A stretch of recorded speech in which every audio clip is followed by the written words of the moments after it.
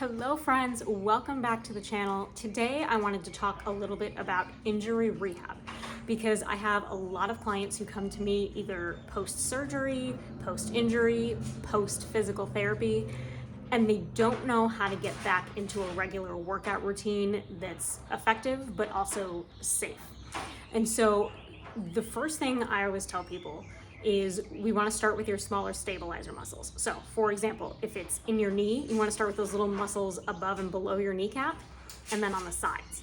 Because what you're doing is you're then creating a really, really strong, sturdy foundation for everything else.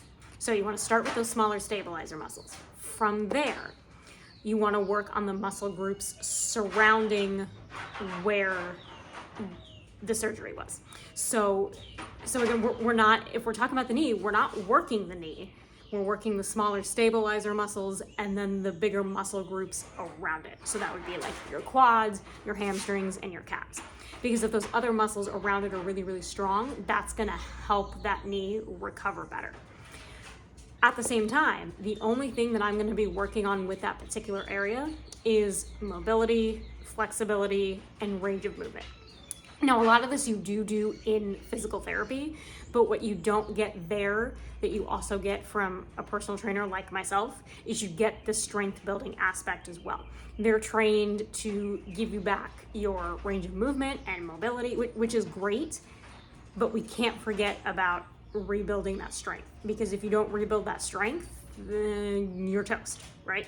So, stabilizer muscles, muscle groups around it, and mobility, range of movement, and flexibility. That's where we start. From there, then we can start doing activities that are going to be a little more weight bearing on that area. And the reason that is last is because everything else needs to be super strong and super built up before we start putting pressure like that on the area. So for example, if we're talking about our knee, you want to make sure that your quads, your hamstrings, and your calves are really, really strong and can handle a decent amount of stress, so that way when we start really working that knee and putting some weight on it, the muscles can help absorb the shock of the weight and also support that area. So that way all of that weight isn't just going to your knee, your other muscle groups are aiding it so that it's not as uncomfortable.